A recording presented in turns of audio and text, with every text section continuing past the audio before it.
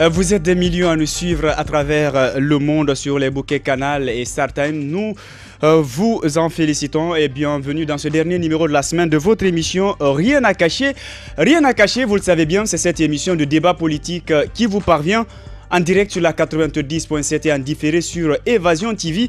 Rien à cacher, c'est cette émission qui vous donne l'opportunité de mieux comprendre l'actualité au plan national, pourquoi pas au plan international. Et dans ce dernier numéro de la semaine, on s'intéresse à l'actualité politique. S'achemine-t-on vers une nouvelle crise politique en Guinée? En tout cas, vous le savez très bien, depuis quelque temps, l'opposition, la CENI, en tout cas, sont à couteau tiré des questions justement en rapport avec l'appel d'offres lancé par la Commission électorale nationale. Et on va parler dans ce même numéro des futures échéances électorales. Et notre invité de parcours, honorable Ousmane Kaba, il est le président du parti PADES. Honorable, bonsoir et bienvenue dans Rien à cacher.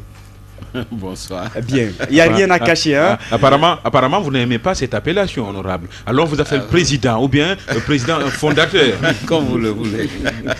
Bienvenue. Ou tout simplement, docteur Ousmane Kaba, il n'y a pas de problème. Voilà, c'est mieux. Mes confrères, mes collègues de tous les soirs. Mfali Guilabogui, bonsoir. Bonsoir Sekou, bonsoir notre invité, l'ancien ministre de l'économie et des finances, docteur Ousmane Kaba. Mamad Lamine Bari, bonsoir. Bonsoir Sekou, bonsoir à notre invité. Très bien. D'accord, vous l'avez sans doute compris, dans cette émission, on parlera de l'actualité, honorable. Cette question, juste pour ouvrir une parenthèse, on apprend que le président de la République est en train de mener des démarches pour se rapprocher de ses anciens alliés. Est-ce que dans la foulée, le président du PADES a été contacté par hasard? On se rappelle bien sûr, si vous voulez, du président du parti, ça m'échappe, monsieur l'honorable Diawara par exemple, qui est revenu à de meilleurs sentiments. Est-ce que vous avez été contacté, honorable? Écoutez, tous les politiciens sont contactés ici. Dire maintenant, est-ce que ces contacts sont vraiment du président de la République, je n'en sais rien. Ce que je sais, c'est qu'il ne m'a pas donné un coup de fil. Alors voilà. Est-ce qu'il était question justement de parler de ce rapprochement? Écoutez, il a toujours été question de rapprochement. Par rapport à ce projet. Vous vous souvenez sans doute qu'il y a un an, il y a eu des pourparlers, cette fois-ci officiels, pour rentrer au gouvernement. J'avais donné moi mon accord en fait pour aider ce gouvernement sur le plan économique, mais la condition qui avait été posée de dissoudre encore le PADES, c'est ce qui nous a dissuadés. Voilà, parce que j'ai estimé que ce n'est pas une bonne approche. D'autant plus que dans le même gouvernement, on a eu deux ministres qui sont venus avec leur parti. Ça veut dire qu'il n'y avait pas de sincérité. D'imposer cette règle à Dr Ousmane Kaba, oui. Surtout quand on sait que Dr Ousmane Kaba, en 2010, a fondu son parti plus dans leur pays arc-en-ciel, donc vous n'avez pas voulu répéter les mêmes erreurs. Par là, une erreur.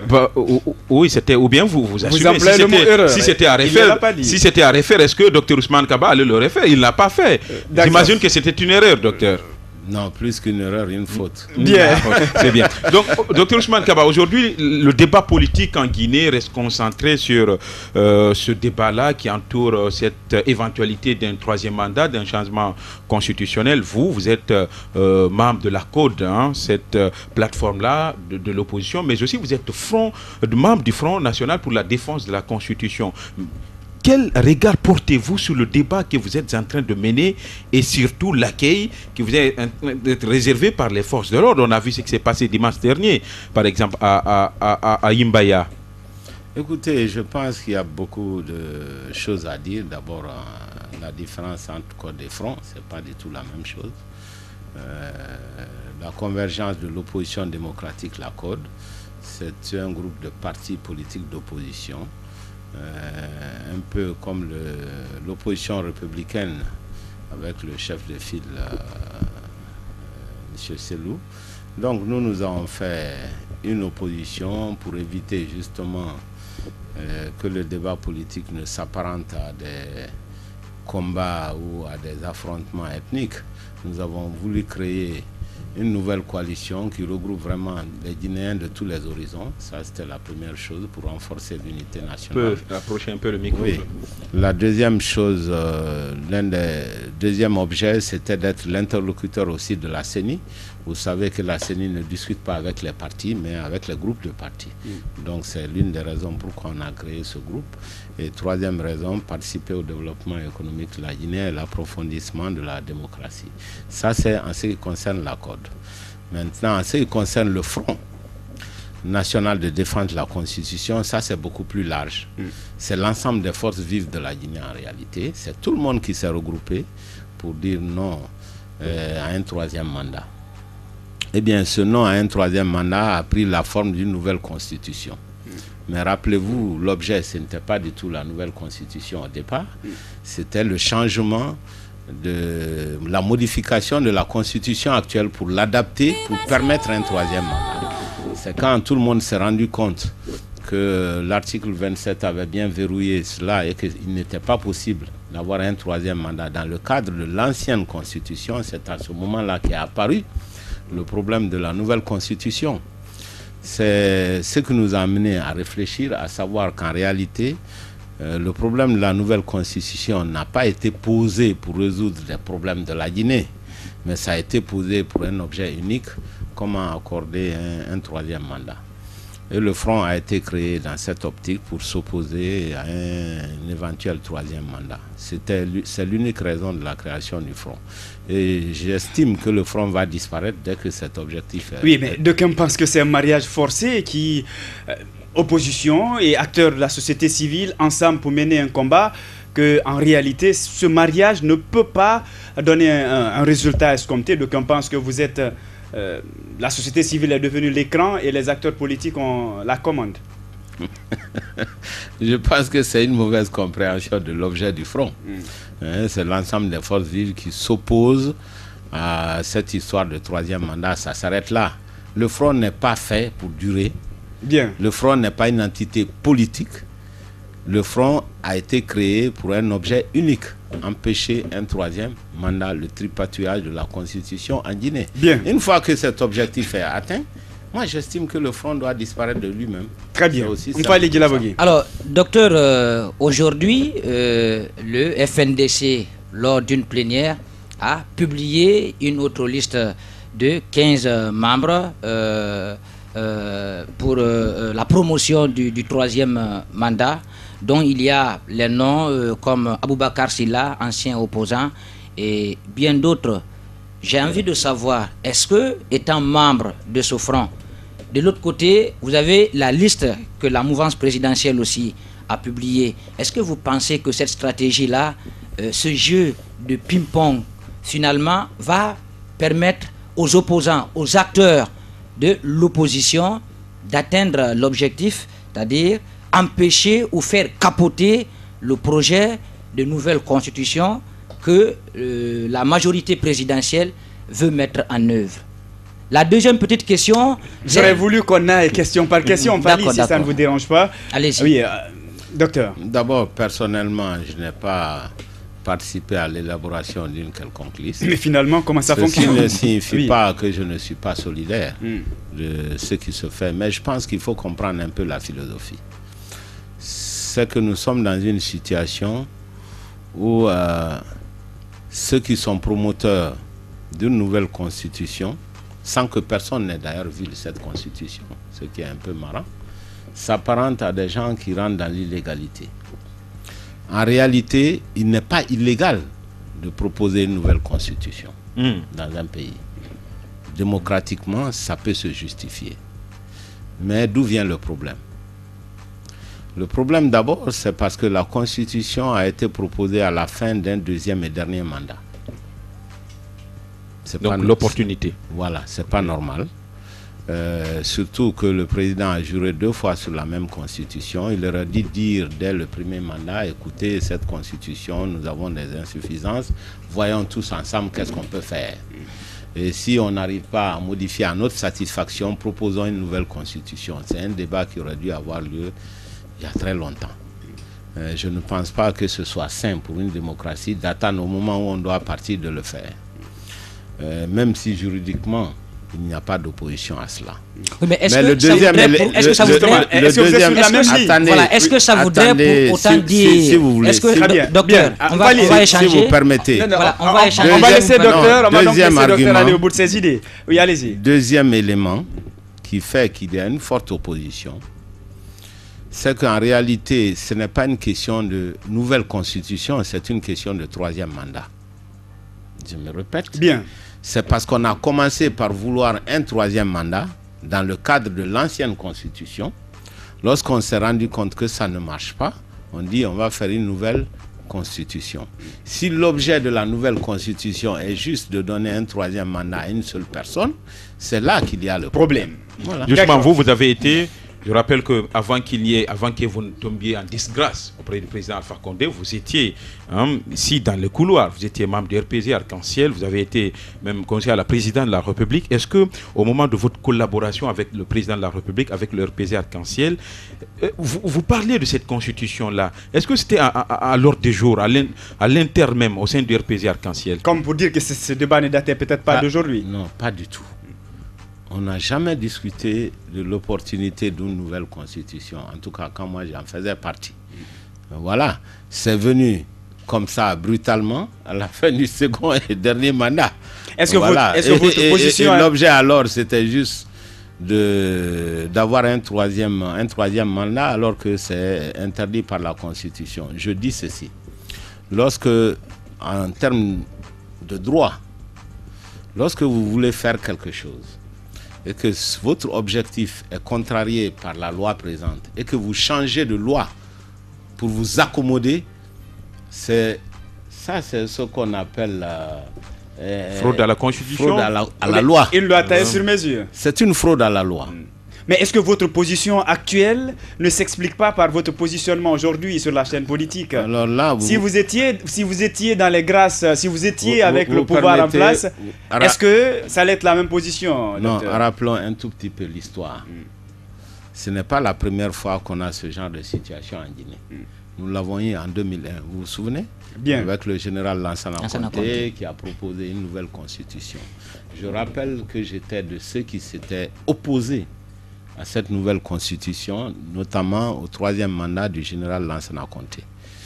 Et dites-vous bien, nous étions du même côté. À l'époque, je militais avec l'UFR de M. Sidi Touré. Nous nous sommes battus contre ça. Avec le RPG, avec le professeur Alpha Condé. Nous nous sommes tous légués contre ça. La seule personne peut-être qui était de l'autre côté parmi nous, c'est Selou Dalen Diallo, c'est tout. Alors aujourd'hui, lorsqu'on se retrouve dans la même situation, ça veut dire que nous sommes constants. Nous suivons très bien notre position qui n'a pas changé. Et c'est les autres qui ont changé.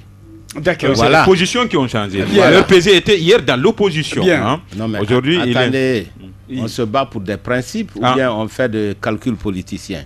Si le RPG s'est battu contre le troisième mandat, le RPG était le champion de l'alternance démocratique. Pendant près de 40 ans, nous avons eu notre professeur Alpha Condé qui s'est battu sur ça, sur ce même thème. Et si aujourd'hui on change, qu'est-ce qui a changé? Ce n'est pas parce qu'on est au pouvoir, c'est parce que c'est eux qui ont changé de position. Et ce n'est même pas le RPG, c'est le professeur Alpha Condé et un groupuscule de personnes. Est-ce qu'on qui ont changé? Bien. Alors, nous avons toujours été constants. Très bien. Alors, docteur, aujourd'hui, les Guinéens redoutent la congolisation de la démocratie guinéenne, puisqu'on a vu, il y a récemment le mandat des députés qui a été prorogé. Au lieu d'aller sur des questions essentielles, l'opposition et la mouvance tournent en rond autour de cette question de troisième mandat et de nouvelle constitution qui, il faut le rappeler, pour l'heure, le président de la République n'a pas encore dit son dernier mot. Est-ce qu'à votre avis, politiquement, ce n'est pas une stratégie aujourd'hui que le locataire de Sékou Touré est en train d'utiliser en vue qu'il y ait aussi un glissement de mandat en 2020? Parce que vous avez boudé l'Assemblée et vous aviez demandé vos pairs de l'opposition de ne pas siéger. Mais ils n'ont pas entendu cet appel, ils siègent. Exactement. Moi, je ne peux pas trop parler. Je ne suis pas autorisé à parler sur la position éventuelle du président de la République. Je pense que je n'ai ni ce pouvoir ni cette connaissance. Mais ce que je peux vous dire, et vous avez été témoin, lorsque le problème s'est posé, j'ai été le seul à démissionner, à dire non, je n'ai même pas démissionné. J'ai estimé simplement que le mandat était terminé. Et je suis venu vous expliquer dans ce studio que je souhaite que l'opposition comprenne, que l'on prenne date et que chacun des députés puisse refuser d'aller à l'Assemblée nationale. Notre objectif à l'époque, c'était de créer un vide institutionnel qui aurait obligé le gouvernement et la CENI à accélérer la machine. Les élections, parce que la Guinée serait sanctionnée sur le plan diplomatique et sanctionnée sur le plan financier. Malheureusement, je n'avais pas été compris à l'époque par l'opposition. Je pense qu'il y a beaucoup de personnes qui ont préféré leurs intérêts personnels à l'intérêt général. Et le problème se pose encore aujourd'hui, car cette position, d'une part, réduit la crédibilité même du Front National de défense de la Constitution. Tout le monde nous le reproche. Et d'autre part, si jamais nous arrivons dans le dernier schéma dont vous parlez, c'est-à-dire le schéma de glissement de toutes les élections, y compris l'élection présidentielle, en ce moment-là, nous serons réellement affaiblis face au pouvoir, puisqu'il est difficile d'exiger de l'exécutif de quitter le pouvoir parce que l'échéance est arrivée, alors que nous-mêmes, les députés, nous n'avons pas été capables de le faire quand ça nous concernait. Là, je suis d'accord avec vous. Et je le regrette. Et c'est justement ça le problème. On a comme l'impression, en tout cas, que la question n'est même pas à l'ordre du jour. On reste focalisé sur cette question de changement de constitution. D'autant plus que vous avez raison, d'autant plus que la priorité devrait être les élections législatives. C'est ça qui devrait être la priorité aujourd'hui. Et malheureusement, tout le monde est focalisé dans un débat surréaliste sur une constitution que personne n'a vue. Alors, docteur, maintenant, vous êtes du PADES, vous avez rejoint les autres. C'est-à-dire que vous êtes apparemment jeté à un marigot que vous ne maîtrisez pas, puisque vous êtes avec des gens qui sont en train de siéger à l'Assemblée nationale dont le mandat a été prorogé. J'ai envie de savoir, est-ce qu'il n'y a pas de dichotomie dans votre démarche politique, Dr Ousmane Kaba? Écoutez, moi je vous ai dit tout à l'heure que c'est une position qui nous affaiblit. Je suis d'accord avec vous, mais simplement, l'objet du Front National de défense de la Constitution, c'est un objet unique, empêcher un troisième mandat. Donc, on n'a pas besoin tous d'être sur la même position sur tous les problèmes pour se mettre d'accord de lever cet obstacle essentiel à la démocratie dans notre pays. Rappelez-vous, la démocratie ne se résume pas à l'alternance, mais l'alternance est un point fondamental de toute démocratie. C'est aussi simple. Alors, allez-y, moi, Lamine Bari. Justement, aujourd'hui, beaucoup estiment que le Front National est un front mal né, écoutez, qui est en perte de vitesse, qui n'a pas de stratégie, pour preuve, pour protester contre cette machine-là qui est mise en branle par le RPZ Arc-en-Ciel, vient même des ministres qui s'investissent à fond pour la promotion d'une nouvelle constitution. Vous semblez être en panne de stratégie, pour preuve, pour manifester. Vous attendez à ce que les ministres partent à l'intérieur du pays pour organiser des manifestations pour que vous vous fassiez entendre. Est-ce que finalement, à un certain moment, pour que vous puissiez produire des résultats, pour empêcher cette machine-là qui est mise en branle, est-ce que vous n'allez pas vous retrouver pour penser une nouvelle stratégie? Vous êtes en train de parler comme si vous n'êtes pas guinéen. Allez-y. Faites-moi comment? Non, aujourd'hui, vous allez me dire qu'on a interdit les manifestations. Attendez. D'abord, il faut savoir qu'est-ce que le FNDC. Qu'est-ce que c'est? Là, on a compris. Non. Allez-y. Vous n'avez pas bien compris. Parce que c'est une association de pratiquement toutes les forces vives de la Guinée. À l'intérieur de cela, vous avez les partis politiques. Vous avez les syndicats, vous avez les associations et la société civile. Donc vous avez des organisations de différentes natures qui ne sont pas habituées à faire des combats avec les mêmes méthodes. Donc forcément vous avez une diversité de méthodes de combat. Mais nous sommes tous d'accord sur un point, il faut approfondir la démocratie en Guinée. Quel est l'instrument privilégié des partis politiques, puisque vous en parlez? Les partis politiques concourent à l'éducation des citoyens. Les partis politiques prennent des positions et font comprendre à l'opinion publique leur position. C'est ça le rôle traditionnel des partis politiques. C'est ce que nous faisons tous les jours ici déjà.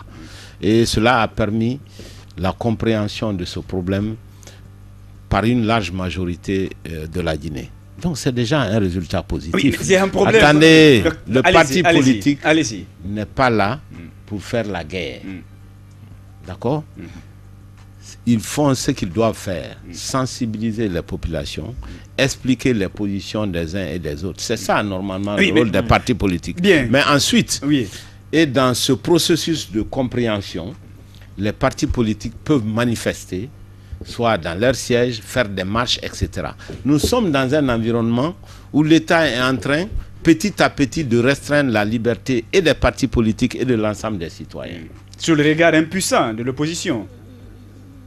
Comment impuissant? L'opposition continue son combat. Oui. Ce que je veux dire, le combat pour la liberté. Oui. On est en train de restreindre cette liberté, docteur. Vous permettez? Est-ce que votre réaction est à la hauteur des faits? Non, non, je vais vous expliquer. Allez-y. Parce que le combat pour la liberté, vous faites erreur, non?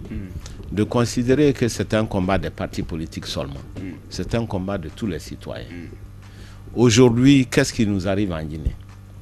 Pratiquement en Guinée aujourd'hui, il n'est plus possible de créer un parti politique.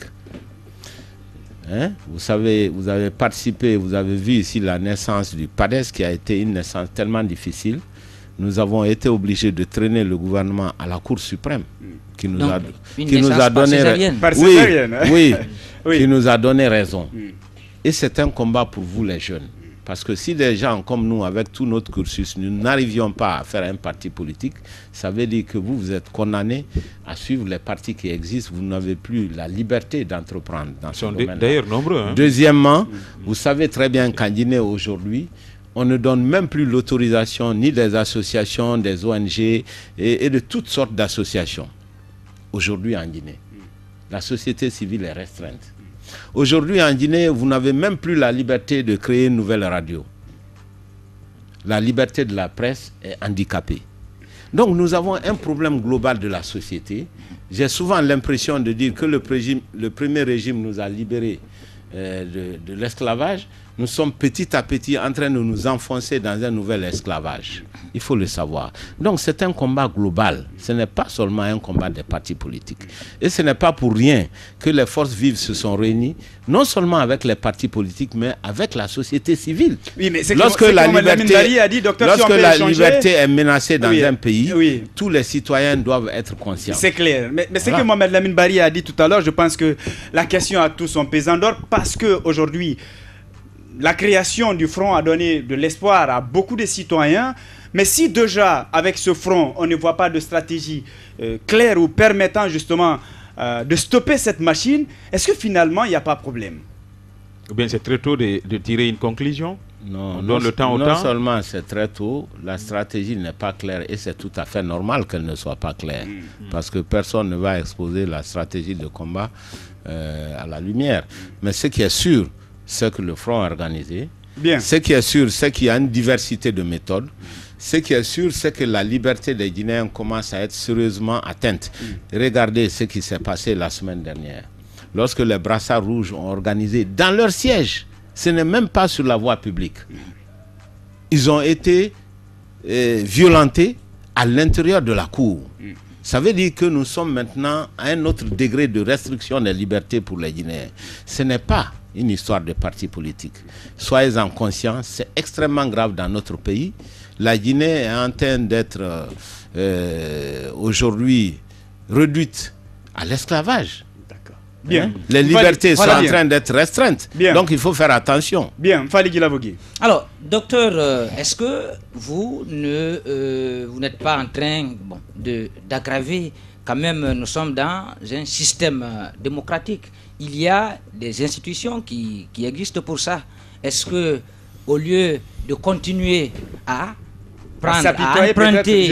emprunter le logiciel politique de la mouvance présidentielle qui, quelquefois, organise des meetings de sensibilisation, vous aussi, vous vous invitez là pour montrer à l'opinion nationale et internationale que vous êtes contre. Est-ce que vous avez pensé dans votre stratégie la décision qui interdit de façon systématique toutes les manifestations politiques? Non, c'est une bonne proposition qui a à considérer. Mais ce que je veux vous dire, ce n'est pas tout à fait correct de dire que l'opposition ne fait que réagir.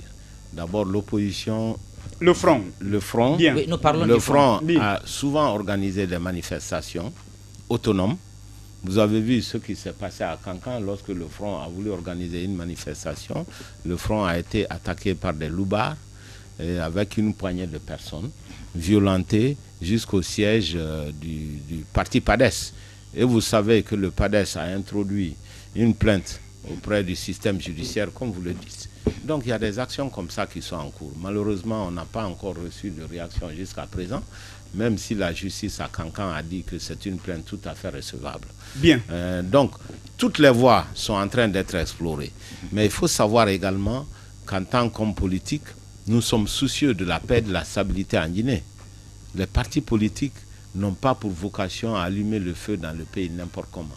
On va se battre avec les moyens que nous avons, tout en gardant à l'esprit que nous n'avons pas intérêt à déstabiliser la Guinée. Est-ce que finalement, Dr Ousmane Kaba, est-ce qu'aujourd'hui, vous ne regrettez pas votre départ du RPZ Arc-en-Ciel? Est-ce que si vous étiez aujourd'hui au sein du RPZ Arc-en-Ciel, vous n'auriez pas mieux fait? C'est-à-dire à l'intérieur même du RPZ Arc-en-Ciel, à l'interne, vous pouviez quand même, si vous voulez, inverser la tendance, convaincre ceux qui font la promotion d'une nouvelle constitution. Est-ce que si vous étiez là, d'abord, ça n'allait pas votre question n'est pas correcte, puisque je n'ai pas quitté le RPG Arc-en-Ciel.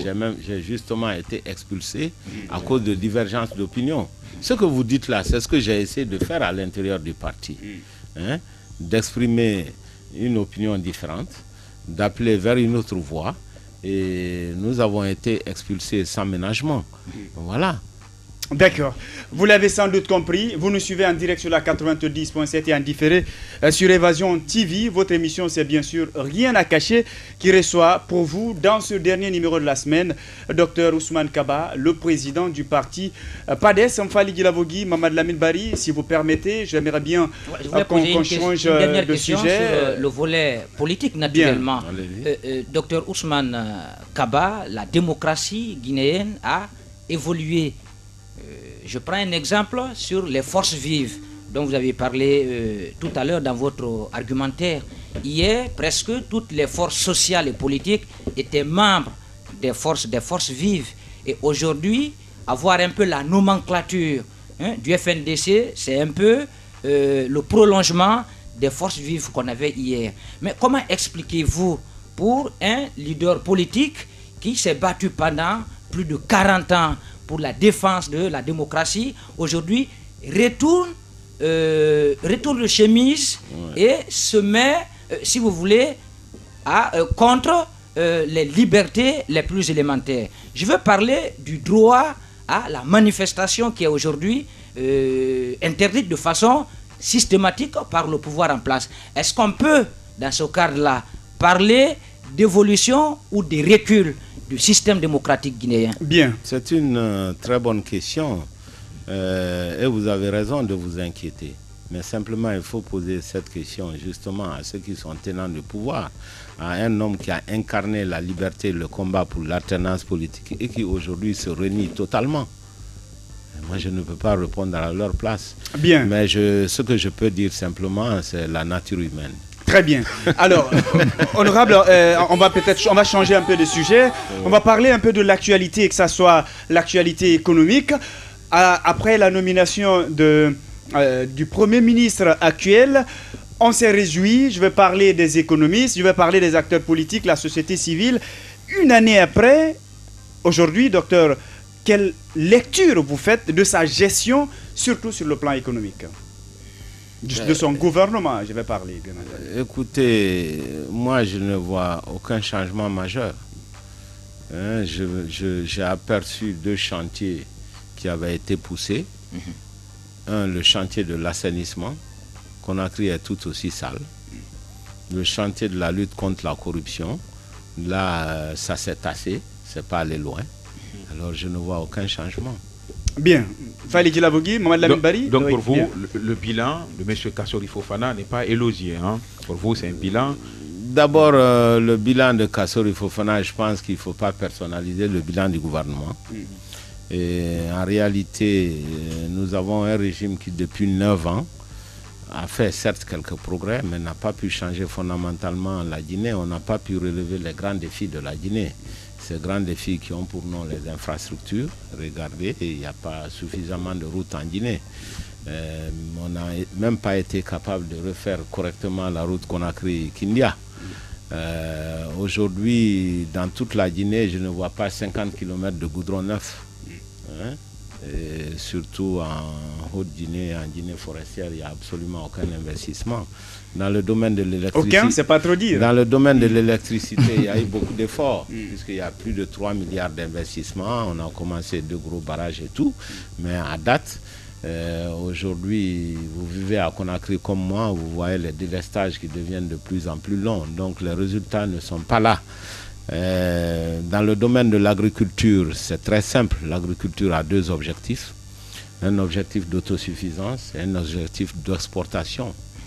La Guinée n'a atteint aucun des 2 objectifs. Nous ne sommes pas autosuffisants après 9 ans de politique agricole.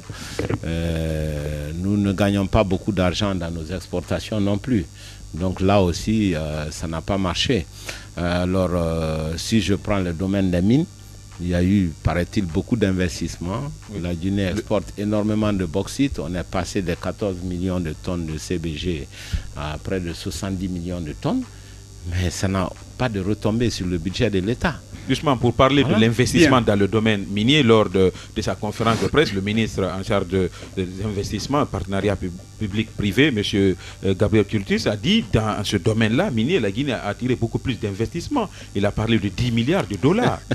Quand même, c'est énorme. Cela veut dire que notre pays, il est attractif. Écoutez, Ça vous fait rire. mais oui, parce que vous parlez à un professeur d'économie. Ça, Allez-y, c'est mon hein. métier. D'abord, en termes de Guinéens, l'investissement ne regarde que l'entreprise elle-même. On ne parle d'investissement pour un pays que quand cela a des retombées, et en termes de croissance, en termes d'emploi, en termes de contribution financière, de contribution budgétaire. Au lieu de nous parler des investissements des entreprises dans le secteur minier, qu'on nous donne la liste des impôts et taxes, des redevances que ces entreprises ont payées dans le budget de la Guinée. Et comment ça Au a lieu été de nous utilisé? parler des investissements, qu'on nous dise quels sont les emplois, secteur par entreprise par entreprise, quels sont les types d'emplois que l'on a créés. C'est ça qui nous intéresse en tant que pouvoir public guinéen. Ce n'est pas le montant des investissements que seuls les investisseurs d'ailleurs calculent. Hein, quand on parle d'investissement minier en Guinée, un pays ne devient pas attractif pour être attractif. Il devient attractif pour que les Guinéens puissent gagner quelque chose et qu'on améliore le niveau de vie des populations guinéennes. C'est cela là. Et finalement, c'est quoi le problème en Donc Guinée? ce n'est pas la peine d'exhiber très des milliards de soi-disant investissements dans le secteur minier si les Guinéens n'en tirent rien et si les Guinéens deviennent de plus en plus pauvres. Bien, docteur, vous avez été ministre, vous êtes président d'une formation politique, vous êtes député ou vous avez été député. Ça veut dire que vous maîtrisez un peu ce domaine. Aujourd'hui en Guinée, est-ce un problème de personnes ou un problème de système, puisque le docteur Kassori Fofana, par exemple, a été tellement apprécié. On a vu M. Mamadi Youla également. Mais malgré tout, le bilan, on reste toujours à discuter. Est-ce que c'est quoi le problème? Est-ce que finalement vous parlerez comme Papa Koli Kourouma? Le problème, c'est le système. Bon, c'est facile de dire le système, mais le système est guidé par quelqu'un, n'est-ce pas? Alors, nous sommes dans un régime. Bien. Est-ce que ce régime a atteint ses objectifs? Moi, je pense que c'est non. Il y a eu des améliorations, il y a eu des efforts, mais on n'a pas pu avoir les résultats qu'on aurait dû avoir au vu des potentialités de la Guinée. Voilà ce que je dis. Donc, de toute façon, bien. On arrive à la fin de ce cycle. Je crois que le défi On pour doit les Guinéens arriver à la maintenant, fin. c'est de choisir de nouvelles personnes capables Des nouvelles personnes. de diriger la Guinée. Très Voilà. bien, Mfali. Alors, dans le domaine des investissements, puisqu'on en parle dans cette émission, il faut aussi préciser que le pouvoir en place a pris part à plusieurs sommets économiques, plusieurs forums, au cours desquels des accords notamment ont été signés, des accords naturellement qui peuvent renflouer les caisses de l'État À moyen ou à long terme, vous n'allez quand même pas me dire, docteur, le contraire. Surtout l'accord cadre entre la Guinée et la Chine. Ce que j'ai envie de savoir, c'est vrai que ces accords-là n'impactent pas directement sur le panier de la ménagère. Alors vous, étant économiste, j'ai envie de savoir, est-ce que cette stratégie que le gouvernement adopte cette stratégie est-elle en adéquation avec les réalités du pays? Non, pas du tout. Vous savez, je vous ai déjà dit que la Guinée ne va jamais s'en sortir avec la stratégie minière actuelle, qui est une stratégie de bauxite. Sortir la bauxite, c'est nous enfoncer dans le pacte colonial de matières premières contre les produits manufacturés. C'est le très vieux pacte colonial. Ça ne veut pas dire grand-chose. Tous les pays qui ont envie de faire du progrès refusent d'exporter la bauxite. Pour ceux qui ne le savent pas, la bauxite, c'est juste ramasser la terre rouge pour l'envoyer loin dans d'autres pays. Nous avons toujours demandé qu'il y ait des usines d'alumine et ensuite des usines d'aluminium. L'aluminium, ça demande beaucoup d'électricité, mais pas l'alumine, comme l'usine de Frigia. Imaginez que la seule unique usine dans ce pays date de 1955. C'est une régression. Pour un pays comme la Guinée. Nous prenons notre terre rouge, nous envoyons dans des pays qui n'ont même pas de bauxite, qui eux ont créé des usines d'alumine que nous alimentons. Donc c'est eux qui créent des milliers d'emplois, donc qui distribuent plus de salaires que chez nous, qui créent plus d'emplois que chez nous, et qui contribuent plus au budget de leur pays en termes de taxes que chez nous. Regardez la redevance qui est dans le budget 2019 de la Guinée. C'est pratiquement nul. Est-ce que finalement on ne va pas essayer la stratégie de la Guinée équatoriale, docteur? C'est une mauvaise stratégie. Bien. La stratégie de tout bauxite, tout en bauxite, c'est une très mauvaise stratégie. Sans compter que cela détruit complètement l'environnement. Allez-y aujourd'hui dans la région de Bokeh. Vous allez avoir le couvert végétal qui a été complètement raclé sur des kilomètres, des centaines de kilomètres carrés. Pratiquement toute cette zone est distribuée pour exporter de la bauxite. Les milliers de paysans n'ont même plus de terres cultivables. Des rivières sont asséchées. Donc le niveau de vie général de la population est en train de tomber. Ce n'est pas parce qu'à l'inverse, ce n'est pas parce qu'à l'inverse il y a quelques emplois de chauffeurs. Parce que c'est des emplois de chauffeurs et de machinistes. Oui, mais c'est tout. Et quelques secrétaires. Puisque c'est la terre rouge que l'on prend pour exporter. À telle enseigne, c'est vrai qu'il y a un réchauffement global des températures dans le monde, mais en Guinée, c'est accéléré. Aujourd'hui, nous sommes le 20 juin.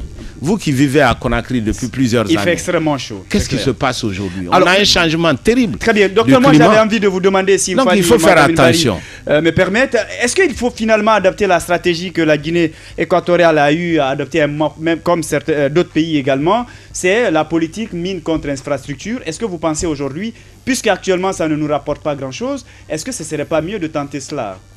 Théoriquement, c'est ce qu'on a voulu faire. Mais où sont ces infrastructures-là? Alors que nos mines sont en train de sortir en grande quantité. Ce que je dis simplement... industrielles aussi. Par exemple, quand nous prenons la zone industrielle de Bokeh, je pense que... Quelle est l'industrie qui existe à Bokeh à part la bauxite? À en croire aux explications du gouvernement, c'est une zone qui, dans quelques années, va quand même attirer non seulement les investisseurs, mais qui va aussi créer de l'emploi pour la jeunesse. Quand on me parle de zone industrielle, quelle est la seule industrie qui existe là-bas si ce n'est pas la bauxite, la terre rouge que l'on transporte en dehors de la Guinée? Docteur Ousmane Kaba, aujourd'hui, on parle de l'impact de toute cette politique-là. C'est ça aussi la finalité de la politique économique, financière. Mais est-ce qu'aujourd'hui, votre ami, M. Kassori Fofana, n'est pas en train de rectifier le tir? On a vu quand même avec l'ANAFI, qu'on a vu la création de cette d'inclusion sociale. Est-ce que le gouvernement n'est pas en train finalement de rectifier le tir en faveur des collectivités locales? C'est ce qu'il essaie de faire. Je suis d'accord avec vous. C'est des actions positives, mais c'est trop timide. Je rappelle simplement qu'en parlant d'impact, puisqu'on a parlé de taux de croissance très élevé en Guinée, taux de croissance dû à la bauxite, si vous permettez, je vais vous expliquer ceci. Le taux de croissance tel qu'il est calculé aujourd'hui en Guinée et dans beaucoup de pays africains, c'est le produit intérieur brut. Le produit intérieur brut est une notion géographique. C'est la richesse créée sur le territoire guinéen. Ce n'est pas du tout la richesse que les Guinéens empochent. D'accord? Et il faut passer du concept de produit intérieur brut au concept de produit national brut, où on prend en compte la richesse qui va dans la poche des Guinéens. Pour simplifier, lorsque nous avons une industrie bauxitique, on va chercher à savoir comment cela va influencer le revenu des Guinéens. Ça va l'influencer au moins par 3 canaux. Un premier canal, c'est ce que ces entreprises payent à l'État comme redevance, le prix de notre richesse. Normalement, on devrait avoir énormément d'argent dans le budget de l'État. C'est ça qui permet à l'État de financer les routes que nous n'avons pas, de financer l'eau que nous n'avons pas, de financer les infrastructures que nous n'avons pas. Ça, c'est un premier canal. Le deuxième canal, c'est les milliers de travailleurs qui pourraient être dans ces industries, qui seront payés. Donc le revenu va directement dans leur poche et ces gens-là aussi payent une petite taxe à l'État retenue sur les salaires et autres. Très bien. Donc troisièmement, c'est les effets d'entraînement. C'est-à-dire si ces industries d'abord achètent guinéens, ce qui est très peu. Les industries qui sont à Boké importent tout pratiquement. Et deuxièmement, c'est les PME qui vont sous-traiter. Là aussi, il y a quelques progrès, je n'en disconviens pas. Mais les PME qui sous-traitent la terre rouge qu'on transporte, c'est essentiellement des camions. C'est tout. Bien. Voilà. Vous êtes dans votre émission Rien à cacher, qui reçoit pour vous Dr Ousmane Kaba. Il est le président du parti PADES. Mfali, Mohamed Lamine Bari, on est un peu pris par le temps. Une question d'ordre économique. Toujours nous restons avec très bien. Le locataire du palais de la Colombe, Dr Ibrahima Kassori Fofana. Alors, il avait fait assez d'annonces, notamment dans le cadre de la moralisation de l'économie nationale. Mais après toutes les actions qui ont été menées sur le terrain, docteur, vous êtes économiste. Est-ce que sur le plan de l'inflation aujourd'hui, vous pensez qu'il y a eu des prouesses? Posez-lui la question de sa lutte contre la corruption. Moi, ce n'est pas à moi de répondre à cette question. Par contre, ce que vous observez, par contre, ce que j'ai économiste, par contre, vous connaissez quand même, vous êtes un économiste chevronné. Ce que je peux vous dire, c'est qu'il n'y a pas de progrès extraordinaire sur le front de la lutte contre l'inflation, ni le front de la lutte contre la pauvreté. Les Guinéens sont de plus en plus pauvres, malgré ce taux de croissance factice. Mais est-ce que ce ne sont pas des signaux forts? On sait, une année aussi, on ne peut pas tout changer en une année. Écoutez, moi je ne parle pas de l'année, moi je parle des 9 années de ce régime. Bien. Vous n'en faites pas un problème personnel. C'est clair. Oui, mais si c'est les 9 ans, est-ce qu'en partie, lorsque le Premier ministre a été ici, je vous ai dit 1 an c'est trop court. C'est clair. Oui, mais est-ce que si c'est 9 ans, voilà, si c'est 9 ans, est-ce qu'en partie, Dr Ousmane Kaba n'est pas aussi responsable comptable pour avoir travaillé à un moment avec le pouvoir en place? Moi, je n'ai jamais été ministre, je n'ai jamais été membre du gouvernement. Mais vous avez attendez, conseiller. Très proche, voilà, non, conseiller du président de la République. Attendez. Un conseiller conseille, il ne décide pas. C'est clair. Je crois qu'en Guinée, il faut vraiment... est-ce qu'il y a cette responsabilité morale aujourd'hui que vous partagez avec le pouvoir? Si vous permettez, il faudrait bien qu'on s'entende le sens des mots français. En Guinée, on confond tout. Celui qui dirige, celui qui est membre des gouvernements, lui, il a une responsabilité. Un conseiller, par définition, n'a pas de responsabilité, il conseille. D'accord? Et c'est parce que mes conseils n'étaient pas écoutés que moi j'ai quitté la présidence, j'ai préféré aller à l'Assemblée nationale.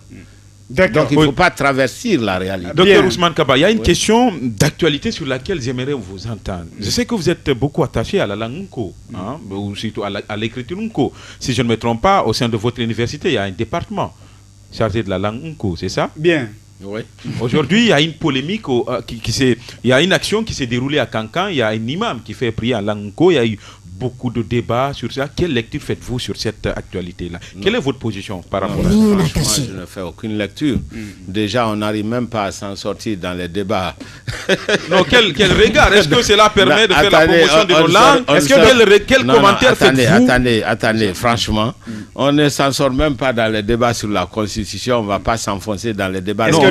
J'estime simplement que je ne suis pas qualifié pour donner un avis éclairé sur Très ce bien. problème pratique. Alors, docteur, on est pris par le temps, mais moi, j'ai envie de vous poser cette question. 2020 approche à grands pas. D'aucuns pensent que l'alternance avec l'opposition est possible en 2020. Docteur Ousmane Kaba, président de la République de Guinée en 2020, est-ce un pari utopique? Est-ce un rêve? Non, pas du tout. Je pense que tous les partis politiques ne font que ça. Oui, Créer un parti il y en a qui savent qu'ils ne seront jamais Sauf que présidents. nous sommes dans un pays où nous avons l'impression que des gens actuellement ne créent frère. pas des partis politiques pour conquérir la magistrature suprême, mais pour avoir des postes nominatifs. Avec votre permission, je vais vous dire ceci. Moi, ma trajectoire politique, elle est très simple. Pendant 30 ans, j'ai fait de l'économie, j'ai été technocrate. Mais je suis arrivé à la conclusion que nous ne sommes pas capables de faire développer la Guinée. Chaque fois que nous donnons des conseils, les hommes politiques, ils font autre chose. Parce que c'est les hommes politiques qui détiennent la décision, ce ne sont pas les économistes. Et tout le temps, les gens sont derrière nous, vous avez été associés, vous êtes diplômés de Sorbonne, vous êtes diplômés de Harvard, regardez comment votre pays est pauvre. Donc c'est pour lever le paradoxe de la Guinée que moi j'ai décidé de faire de la politique. Et pour lever ce paradoxe, pour changer la Guinée, il faut avoir le pouvoir politique. Donc moi je suis rentré en politique pour être président de la République et changer la Guinée une fois pour toutes. Parce que c'est inacceptable. Mais un avec pays le schéma, aussi riche avec le et un schéma pays actuel, qui devient en même temps un pays aussi pauvre. Avec le schéma actuel, Et on ne s'en sort jamais.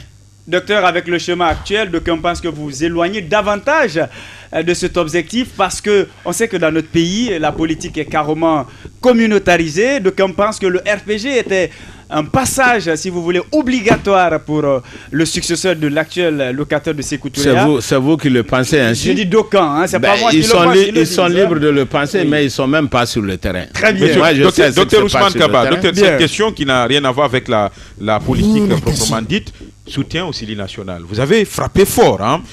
30 millions au compte de votre parti, le PADES, 30 millions au compte de l'université Kofi Annan. Quel message avez-vous voulu passer? Écoutez, j'ai voulu faire passer le message d'abord d'espoir, d'encouragement à la jeunesse. Vous savez, la jeunesse de Guinée est en compétition avec toutes les jeunesses du monde. Nous sommes dans le cadre d'une mondialisation. Il est important de soutenir notre équipe nationale parce que ça reflète la fierté de la Guinée et l'espoir des jeunes. Hein? Et aussi, vous savez, le football, c'est un ciment de l'unité nationale. Lorsque Sili National joue, tous les Guinéens sont du même côté. Voilà.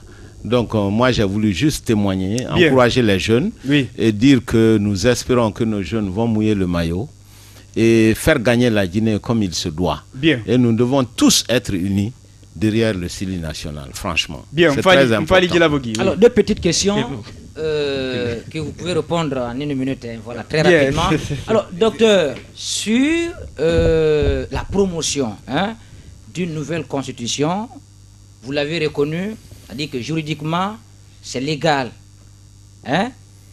d'opter pour une nouvelle constitution. Alors, si aujourd'hui... À condition qu'on ne la change pas pour poser la juste question. rester président. D'accord, je pose la question. Oui, allez-y. Si aujourd'hui, le président de la République, le professeur Alpha Condé, s'adressait aux Guinéens en leur demandant d'accepter d'aller avec une nouvelle constitution à condition qu'ils ne soient pas candidats pour un éventuel mandat, est-ce que le PADES va adhérer à cette aux idée, idéaux est-ce que le PADES du fera président campagne de la République?